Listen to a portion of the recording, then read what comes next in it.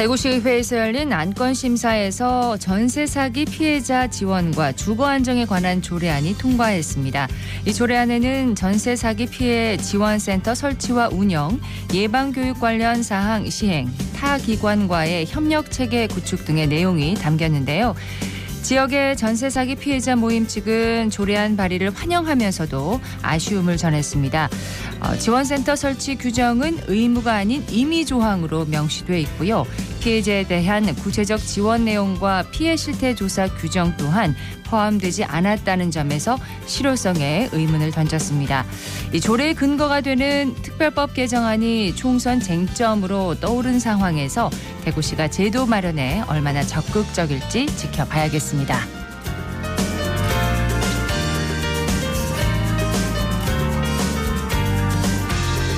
안녕하십니까. 생생매거진 오늘 박은정입니다. 전세 사기 피해 꾸준히 나오고 있지만 국회도 지역의 대응도 너무나 소극적입니다. 오늘 내로남불에서 관련한 내용 살펴보도록 하겠습니다. 2월 16일 금요일 생생매거진 오늘 시작하겠습니다. 자, 먼저 기자의 눈으로 지역의 현안과 이슈를 들여다봅니다. 뉴스민의 김보현 기자와 함께합니다. 어서 오세요. 안녕하세요. 자, 오늘 짚어볼 이슈는 뭔가요? 네, 오늘 경북 농어민수당 관련 소식을 가져왔습니다. 이번 상반기 농어민수당 신청을 경북 시군에서 받고 있는데요. 이 올해로 3년 차를 맞이한 이 경북의 농어민수당 지급 현황과 효과 그리고 현장의 반응 14일에 관련 보고서가 나와서 그 내용까지 함께 전해드리겠습니다. 네, 농어민수당이 뭔지부터 좀 소개를 해주세요. 네, 이 영농 규모나 수확량 등에 상관없이 이 농가나 어가에 일정액을 주는 제도입니다. 네. 그러니까 농민, 어민만 받을 수 있는 제도이고요. 경북에서는 2020년 말에 이 농어민수당 도입을 위한 논의를 시작했고요. 조례 제정, 심의위원회 구성, 그리고 시행안 확정 등의 과정을 거쳐서 2022년부터 지급을 하고 있습니다. 네. 경북 내에서도 지자체마다 시행된 시기가 조금씩 다른데요. 봉화군이 2019년에 50만 원으로 경북에서는 가장 먼저 실험적으로 농민수당을 지급을 했습니다. 가장 빨랐군요. 네, 현재는 전국 농어촌 지자체 대부분이 운영을 하고 있고요. 이 농민수당 좀 더 설명을 드리면 최소한의 조건에 해당하는 농민 모두에게 지급된다는 점에서 기본소득과 결을 좀 같이 하는 면도 있습니다. 네. 경작 규모에 따라서 지급을 하는 농업 직불금 제도와는 차이가 좀 있고요. 이 농민들이 공익적 가치를 창출하는데 이런 가치는 시장 가치로 환산되지 않기 때문에 국가와 사회가 보상을 해야 한다. 이런 의미도 있습니다. 네, 모든 농가와 어가에 이제 일정액을 주는 거죠. 네, 조건이 좀 있습니다. 있긴 있군요. 지금이 신청 기간이라면서요? 네, 경북에 1년 이상 거주한 농어민 중에 농업 제외한 종합소득 금액이 3,700만 원이 넘지 않는 이 농어민이 누구나 신청을 할 수 있는데요. 아. 올해는 60만 원 상당의 지역 상품권으로 지급됩니다. 상반기 4에서 5월에 30만 원이 지급이 되고 또 하반기인 8월에서 9월에 30만 원이 나눠서 지급이 되고요. 네. 2월 1일에 접수를 받기 시작을 했고 3월 15일까지 신청을 받고 있습니다. 주소지인 읍면동 행정복지센터에 방문하셔서 방문 접수를 하실 수 있고 또 온라인으로는 경상북도 모의소 앱을 통해 신청하실 수 있는데요. 네. 지난해 농업, 임업, 직불금을 수령한 농가인 경우에만 온라인 신청이 가능하다고 하니까 이 점 유의하셔야겠습니다. 그러니까 농업을 제외한 종합소득 금액이 3,700만 원이 넘지 않는다 그러면 농업과 업에 주로 종사한다. 그쵸. 그런 조건이 있네요. 네. 자, 2020년 시행 이후에 얼마나 많은 농민과 그럼 어민이 혜택을 받았나요? 네, 지난 2022년과 23년 2년간 경북 농어민 44만 4천여 명에게 지급이 됐고 이 수당이 2,600억 원 정도였습니다. 네. 2022년에는 농어민 약 22만 명이 지급을 받았고 2023년에는 전년 대비 약 6천여 명 정도 증가한 22만 5천 명이 총 1,350억 원 정도를 받았다고 합니다. 근데 저는 궁금한 게 이 수당이 사용 용도가 정해져 있는 건지 주로 어디에 사용되고 있는 건지 궁금해요. 네, 수당이 사용처가 정해져 있진 않고요. 자율적으로 사용을 하면 되는데 이 관련 설문조사에 따르면 주로 농자재 구입 같이 농업활동의 지속을 위해 가장 많이 쓴다고 합니다. 네. 이 외에도 생활용품 구입, 식재료 구입 등 일상생활 유지를 위해서도 사용을 한다고 답했습니다. 용도가 한정돼 있지는 않네요. 네, 맞습니다. 자, 지난 2년의 성과를 평가하는 하는 보고서가 나왔다고요? 네, 지난 14일에 경북연구원에서 경북농어민수당 2년의 성과와 과제라는 보고서가 나왔습니다. 이 보고서를 간단하게 소개드리면 네. 이 농어민수당이 경북 지역 농어민의 삶과 일상생활에 적지 않은 도움을 주고 있고 또 농촌의 지속 가능성 증대를 위한 태도 변화에도 기여하고 있다고 평가를 했습니다. 실제로 이 설문조사를 자체적으로 진행했는데 많은 농어민이 이 수당이 전반적으로 도움이 되고 내 태도 변화에도 긍정적인 영향을 주고 있다 이렇게 답을 했다고 해요. 예, 구체적으로 어느 부분에서 만족도가 특히 높은가요? 네, 일단 이 농어민 수당을 대부분이 알고 있었는데요. 응답자의 절반 이상인 66% 이상이 경북 농어민 수당에 대해 알고 있었고 네. 또 대체로 만족한다가 52.9%였습니다. 이 사업 내용인 뭐 지급 시기, 지급 방법, 지급액 등 이런 직접적인 혜택에 대해서도 인지도가 꽤 높은 편이었고요. 잘 알고 계시는 거네요. 네, 구체적으로 좀 많이 알고 계시다고 느꼈고 네. 또 반면에 지급 중지나 환수 요건, 뭐 이행 조건 및 준수사항 등 수령을 위해 지켜야 할 내용들에 대한 인지도는 비교적 좀 낮게 나오기도 했습니다. 네. 또 특히 주목할 부분이 이 농어민 수당을 지자체에서, 시에서, 경북도에서 왜 주는가 이런 목적에 대한 질문을 했는데 예. 농어민 삶의 질 향상이 41.9% 그리고 농어민의 소득 보전이 30.6%로 높게 나왔습니다. 그러니까 현장에서는 이런 어떤 사회 보장적 성격에 대해서 인지하고 예. 만족하는 비율이 높다고 해석을 가능하고요. 또 반면에 농어업의 지속 가능한 발전 도모가 7.4%, 공익적 기능 유지 및 증진이 6.1%로 이런 농촌의 공익적 기능 창출에 대한 보상적 성격을 인지하는 의견이 비교적 적었습니다. 네. 사회보장보다는 농어민의 공익적 기능을 좀 강조하고 있는 건가요? 네, 이 양면 다 중요하겠지만요. 이 수당이라는 개념에 주목을 하면 농어민 수당이 공익적 기능 창출에 대한 보상으로서 이 지자체가 지급을 한다는 성격이 좀 더 강합니다. 그렇죠. 농어업의 지속 가능성을 높여서 이런 공익적 기능이 지속될 수 있도록 하는 게 목적인데요. 이 조례에서도 이런 성격을 좀 잘 반영해서 농어민 수당을 정의하고 있습니다. 농어민 수당의 목적을 농어업과 농어촌이 가지는 공익적 가치를 유지하고 네. 증진하는 농어민에게 수당을 지급해 자긍심을 고치 그리고 지속 가능한 농업 환경을 조성한다.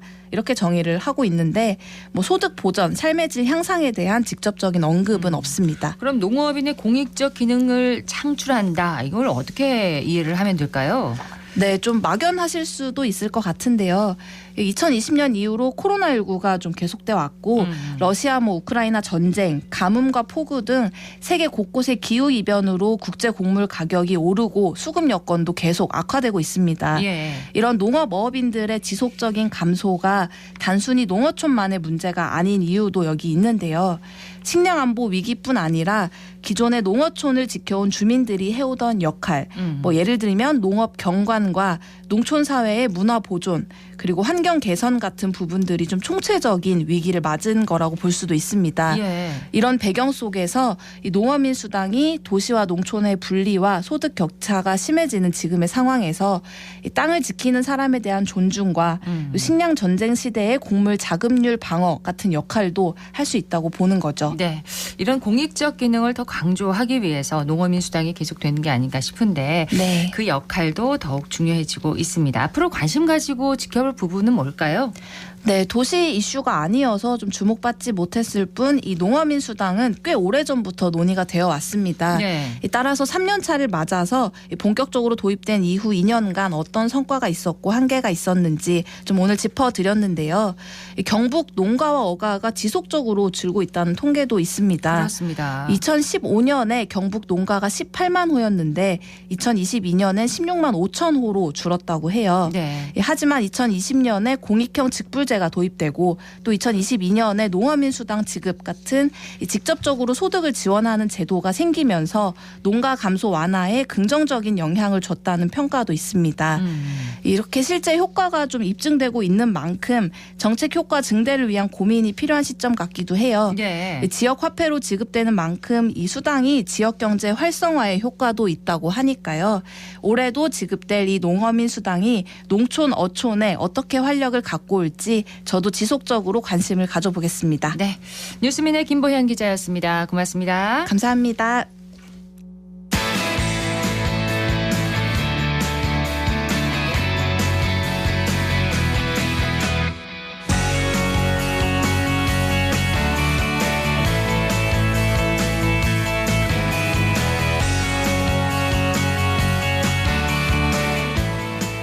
생생한 스포츠 현장 속으로 들어갑니다. 생생 스포츠 대구신문의 석지훈 기자와 함께합니다. 어서 오세요. 네, 안녕하십니까. 자, 축구 소식을 얘기하지 않을 수가 없습니다. 카타르 아시안컵 마무리됐는데 결국 대표팀의 64년 만에 우승컵 탈환 실패로 돌아갔습니다. 네, 이제 위르겐 클린스만 감독이 이끄는 대표팀은 아시안컵 4강전에서 조별리그에서 맞붙었던 상대이자 이번 대회 준우승팀 요르단에게 0대2로 패하면서 대회를 마무리했습니다. 네, 대회를 아쉽게 정말 마무리한 대표팀인데 계속해서 지금 얘기가 계속 나오고 있어요. 네. 지금 이제 하루가 멀다 하고 대표팀 관련해서 이야기들이 나오고 있습니다. 네. 이렇게 좀 최근 불거진 몸싸움 문제부터 이야기를 해야 될 것 같은데요. 요르단과의 4강전 전날 밤 식사 후 일부 선수들과에서 이제 언쟁이 있었던 것 같습니다. 그렇습니다. 다소 몸싸움도 있었던 것 같고요. 예, 그 과정에서 손흥민 선수가 부상을 당했더라고요. 네, 이제 손흥민 선수가 이제 손가락이 탈구되는 부상을 당한 것 같은데요. 손흥민 선수는 요르단전에서도 손가락에 테이핑을 하고 경기에 임하는 장면이 포착되기도 했습니다. 사건의 전말이 정확하게 지금 밝혀진 건 없는 건가요? 어떻습니까? 네, 일단은 저도 현장에 있지 못했으니까 정확한 사실관계를 파악할 수가 없지만 큰 틀에서는 이제 이강인 선수와 손흥민 선수 간의 트러블이 발생했던 것 같습니다. 언쟁을 벌이다가 신체적인 접촉도 발생을 했고 그 과정에서 손흥민 선수도 손가락을 다친 것 같네요. 이와 관련해서 이제 이강인 선수가 SNS에 사과문을 게재했습니다. 네, 이강인 선수는 14일 수요일 오후 이제 본인의 SNS 계정을 통해서 손흥민과 언쟁을 벌인 사실을 인정하면서 다시는 이런 문제를 일으키지 않겠다고 언급을 했습니다. 예. 전국이 이 얘기로 지금 계속해서 떠들썩합니다. 이게 어떻게 된 걸까요? 네, 물론 이 몸싸움 건의 전말도 당연히 좀 중요하겠지만 저는 좀 이 과정에 좀 다소 의문이 남습니다. 과정에서 의문이라면요? 사실 이번 사태가 최초로 보도된 언론은 이제 국내 언론사가 아니고 영국 언론인데요. 이후에 이제 국내 언론들이 이를 받았으면서 후속 취재에 들어갔습니다. 예. 네, 또 의문점은 이제 또 관계자들과 이제 카타르에 취재 갔던 이제 국내 언론들의 말로는 아시안컵 현장에 해당 이제 영국 언론은 물론 단 한 명의 영국 기자도 없었다고 하더라고요. 그러니까 아무도 없었는데 해당 언론사가 이걸 보도를 한 거잖아요. 어떻게 이 사실을 알아낸 걸까요? 이게 가능합니까, 기자로서? 이게 어떻게 보면 불가능한 건 아닌데 또 네. 일각에서는 이제 축협 관계자들이 일부러 이제 영국 측에다가 이제 정보를 흘린 게 아니냐 하는 의혹이 제기되기도 했습니다. 예, 축협 관계자들이 내용을 일부러 이렇게 외부에 전달한 이유가 뭘까요? 뭐 일단은 이게 사실 또 바람직하다고는 볼 수 없겠지만 저 대회가 좀 만족스럽지 않으면은 이제 그에 따른 원인 분석이 좀 뒤따를 수밖에 없지 않겠습니까? 그렇죠. 네, 또 대표팀이 64년 만에 아시안컵 우승 트로피를 이제 들어올리지 못하면서 좋든 싫든 이제 미디어나 국민들 입장에서는 우승 실패의 원인이 좀 궁금이 하지 않겠습니까? 많이 궁금하죠. 그래서 이제 축구계뿐 아니라 전 국민의 좀 기대를 받던 팀이니까요. 그렇습니다. 예전과 비교해서 해외파 선수들도 정말 많아졌고 그만큼 이제 기량이 좋다는 뜻이잖아요. 황금 세대라는 말까지 나왔었습니다. 그렇죠. 이제 황금 세대 팀으로 이제 기대 이하의 결과를 거뒀는데요. 문제는 이제 결과뿐 아니라 과정까지 좀 좋지 않았습니다. 네. 선수들이 소속팀에서와는 다른 모습으로 좀 기대 이하의 경기력을 보이기도 했고요. 예, 뭐 선수들이 꽤 많았습니다. 손흥민 선수부터 누구였는지요? 네, 예. 이제 손흥민 선수뿐만 아니라 이제 파리에서 뛴 이강인 선수 그리고 이제 바이에른 뮌헨에서 뛴 김민재 선수 그리고 이제 황인범 선수 등 어느 한 포지션이 아닌 이제 공격수, 미드필더, 수비수 전 포지션에 이제 해외 팀에서 빼어난 활약을 펼치고 있는 선수들이 많았거든요. 이러한 황금 세대 팀이 기대 이하의 어떤 경기력을 보여줬고 그런 결과를 보였기 때문에 계속해서 이렇게 말이 많은 건데 클린스만 감독에 대한 비판이 좀 계속 있었어요. 네, 그렇습니다. 또 1차적으로는 감독 역할을 제대로 수행하지 못한 클린스만 감독이 비판을 받아야 마땅하고요. 또 그리고 이제 또 화살이 그를 임명한 쪽으로 갈 수밖에 없는 상황이었습니다. 네, 그래서 이제 국민들이 축협을 비판하게 된 건가요? 네, 정확히는 이제 축협 정몽규 회장에 대한 성토의 목소리가 나오고 있었습니다. 벤투 감독의 후임자를 찾는 과정에서 전력강화위원회가 후보군을 추렸는데 명단에도 없던 클린스만 감독이 덜컥 선임이 되어버렸으니까요. 네. 어떤 과정을 거치지 않았다는 건가요? 뭐 정확히 드러나진 않았지만 이제 클린스만 감독과 친분이 있었던 정몽규 회장이 독단적으로 좀 강하게 푸시를 했다는 것으로 지금 들리고 있습니다. 그러니까 전력강화위원회의 어떤 의견 같은 것을 좀 무시했다. 이렇게 볼 수 있는 건가요? 그거에 가깝다고 보입니다. 그래서 이제 전 국민이 이제 클린스만과 정몽규 회장에 대한 비판을 쏟아내고 있었는데 공교롭게도 그 타이밍에 이제 이강인과 손흥민의 불화설이 터진 거거든요. 그러네요. 네, 또 영국 시간 한 밤 11시 12시쯤에 영국 언론에서 나왔는데요. 한국 시간으로는 13일 오전이었고요. 예. 이를 바탕으로 또 이제 국내 언론에서 보도가 이어지고 취재가 진행이 됐는데 또 평소와는 다르게 협회가 또 재빨리 불화설을 인정하면서 국민들의 관심이 이제 좀 불화 쪽으로 기울게 됐습니다. 아주 빨리 불화설을 인정하게 됐습니다. 협회에서. 하긴 최근 주변을 보면은 손흥민 선수, 이강인 선수 얘기만 나오지 좀 정몽규 회장 얘기가 거의 나오지 않거든요. 네, 또 가십거리에 관심이 가는 건 어떻게 보면 본능에 가까운 것이니까 어쩔 수가 없는데 이 건으로 인해서 좀 축협과 이제 정몽규 회장에 대한 비판의 목소리가 좀 많이 줄어들긴 했습니다. 자, 이 축협 관계자들이 일부러 정보를 흘렸다는 의혹에 기자로서 스포츠 기자로서 어떻게 속 기자는 공감을 하는 건가요? 뭐 일단은 진실은 이제 당사자들만이 알겠지만은 충분히 또 일리가 있어 보이는 게 이것으로 지금 현재 가장 이득을 보는 쪽인 누군가를 생각해 보면은 좀 축협 쪽에 비판의 목소리가 줄어들었으니까 충분히 가능성이 있어 보입니다. 네, 앞으로 이 대표팀 축구 대표팀과의 논란은 어떻게 그러면 마무리될까요? 선수들 사이 문제는 따로 이제 봐야 될 테고 또 축협의 향후 대응과 정몽규 회장의 행보를 좀 주의 있게 지켜봐야겠습니다. 네, 오늘은 축구 얘기만 했네요. 예, 생생스포츠 대구신문의 석지훈 기자였습니다. 고맙습니다. 네, 고생하셨습니다.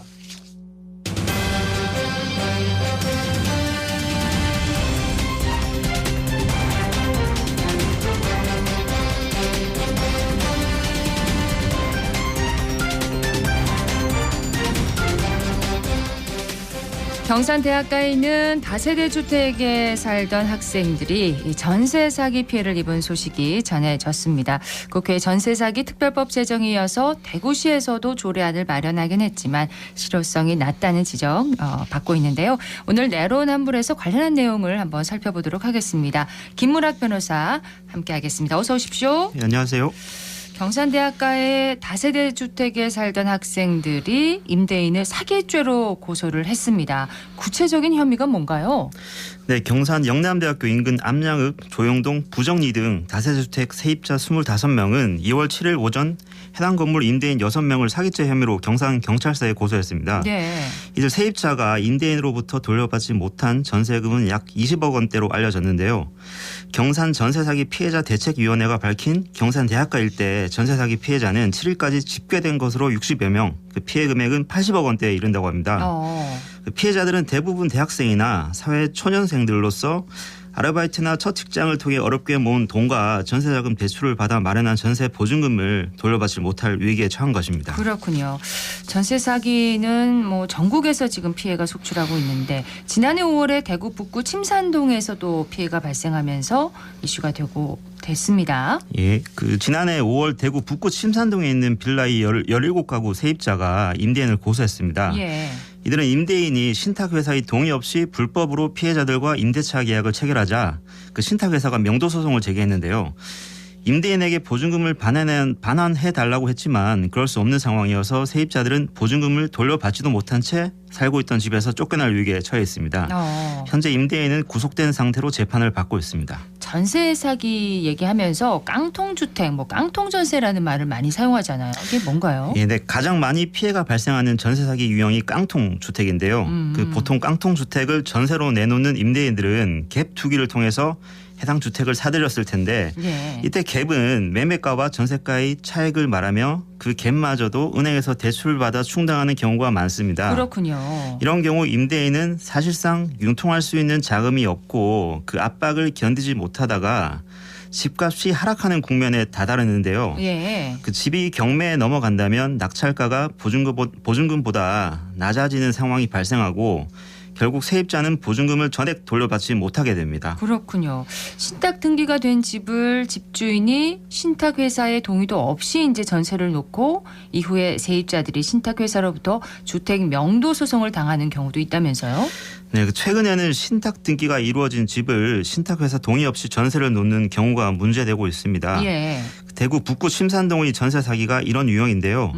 다수의 주택을 소유한 임대사업자는 주택 전부를 신탁회사에 신탁하고 신탁회사에서 발행한 증서를 담보로 대출을 받는다면 주택을 담보로 대출을 받는 것보다 많은 대출이 실행되는 것으로 알려졌습니다. 신탁 등기에 대해서 좀 자세하게 설명을 해주세요. 네, 신탁이란 그 재산을 가진 사람이 자신이 믿을 수 있는 제3자에게 자신의 재산을 이전해서 관리 및 운영하도록 하는 행위를 말합니다. 예.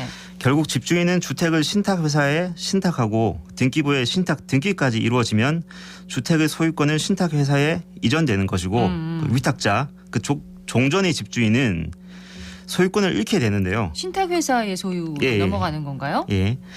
그럼 그런 집주인들이 신탁회사의 동의도 없이 세입자들과 전세 계약을 체결하면 이는 권한 없는 사람과의 전세 계약으로 무효가 되고 그 신탁회사는 소유권자로서 세입자들에게 퇴거를 청구할 수 있게 되는 것입니다. 예.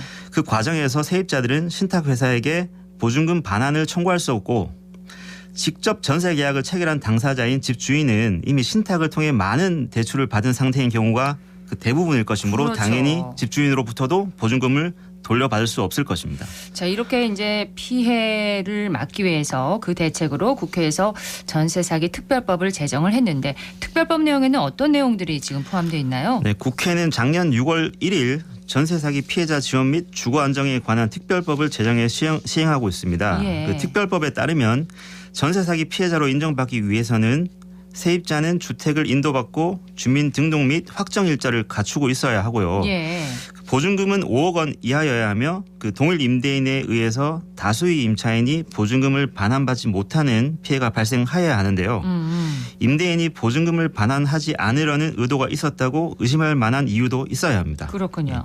다만 임차인이 전세 보증금 반환 보증 또는 보험에 가입했거나 임대인이 반환 보증에 가입한 경우 그 보증금 전액을 최우선 변제를 통해서 변제받을 수 있는 경우 및 임차인이 대항력 또는 우선 변제권 행사를 통해서 보증금 전액을 자력으로 회수할 수 있는 경우에는 피해자로 인정되지 않습니다. 그러면 피해자로 인정이 되면 그에 따른 보상이나 지원을 받을 수 있는 건가요? 네, 피해자로 인정이 되면은 임차주택이 경매나 공매에 넘어갔을 경우 이를 정지할 수 있고 그 임차인이 낙찰가와 같은 금액으로 해당 주택을 우선 매수할 수 있으며 낙찰 대금에 대해서는 저리 대출을 받을 수 있도록 했습니다. 네. 또한 기존 전세 대출은 최장 20년 동안 무이자로 상환할 수 있고 저리로 신규 전세 대출을 받을 수도 있습니다. 그렇군요. 근데 특별법 이 내용이 사후 대책에 집중돼 있어서 피해자들에게 실효적인 지원이 되지 못하고 있다 이런 비판도 있더라고요. 네. 그 특별법이 제정될 당시에 정부와 여야는 6개월마다 법안의 내용을 보완하겠다고 합의했습니다. 예. 그 법률 시행 이후에 피해자 지원에 미비점이 발견된다면 즉각적으로 바로 잡겠다는 취지였는데요.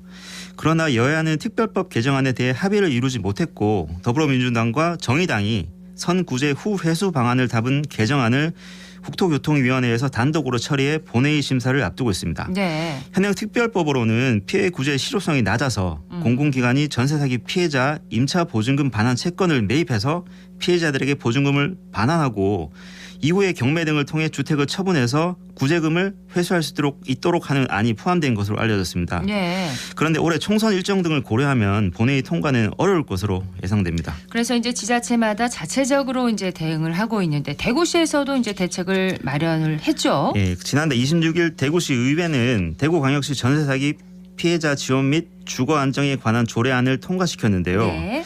그 주요 내용을 살펴보면은 대구시장은 전세 사기 피해자 지원을 위한 임차인 보호 대책을 수립하고 피해 지원과 피해 예방 사업을 시행할 수 있고 전세 사기 피해자 지원 센터를 설치하고 운영하며 네. 법률가 심리 상담, 금융, 주거 지원 상담, 임대차 계약 상담과 정보를 제공하도록 규정하고 있습니다.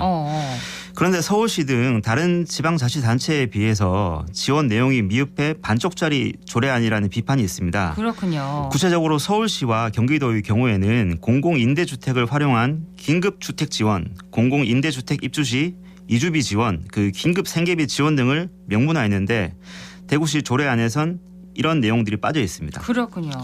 자, 마지막으로 전세 사기 피해를 막기 위해서 좀 안전하게 계약할 수 있는 방법에 대해서 좀 얘기를 해주세요. 예, 그 최근 문제가 되는 전세 사기는 집값이 하락해서 우선 변제권이 아무런 의미가 없거나 예. 신탁 등기라는 복잡한 제도를 악용해서 무효의 전세 계약을 체결해 기존의 보호 장치가 아무런 기능을 발휘하지 못하는 것입니다. 그렇죠. 전세 사기를 막기 위해서는 세입자들 스스로가 등기부나 계약서 등을 꼼꼼히 검토할 필요가 있을 것이나 네. 궁극적으로는 우리나라 특유의 전세 제도를 대폭 수정하거나 보증금을 대폭 감행하는 등으로 개선해야만 막을 수 있을 것입니다. 예. 대구시에서도 좀 조례안에 대한 내용을 좀 더 구체적으로 좀 보완을 해야 될 것 같습니다. 네, 좀 더 보완을 해야 될 것 같습니다. 예. 실질적인 피해 회복과 또 그 가해자들에 대한 엄중한 처벌이 있어야 되겠습니다. 지금까지 내로남불 김무락 변호사였습니다. 고맙습니다. 네, 감사합니다. 오늘 대구 경북 지역 가끔 구름 많은 가운데 차차 맑아지겠습니다. 기온이 크게 떨어지면서 날씨가 꽤 쌀쌀한데요. 낮 기온은 7도에서 11도 분포로 어제보다 5, 6도 가량 낮겠습니다. 미세먼지 농도는 좋음 수준을 보이겠습니다. 새벽 동안 내린 비나 눈이 녹으면서 빙판길이나 도로에 살얼음이 나타나는 곳도 오전에는 있다고 하는데요. 차량 운행 시 감속 운행하시고 보행자 안전에 유의하시기 바랍니다. 생생매거진 오늘 준비한 순서 여기까지입니다. 박은정이었습니다. 고맙습니다.